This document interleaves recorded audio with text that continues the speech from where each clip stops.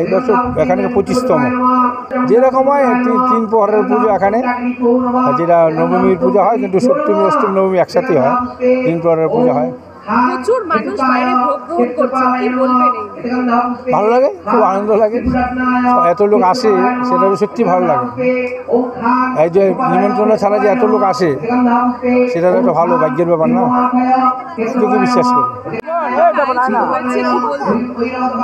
সকাল থেকে আয়োজন তো ভালোই হচ্ছে। সকালবেলা আগে একটা পুজো হলো, 3বার পুজো হলো, এই উপোস করে রয়েছি 3বার।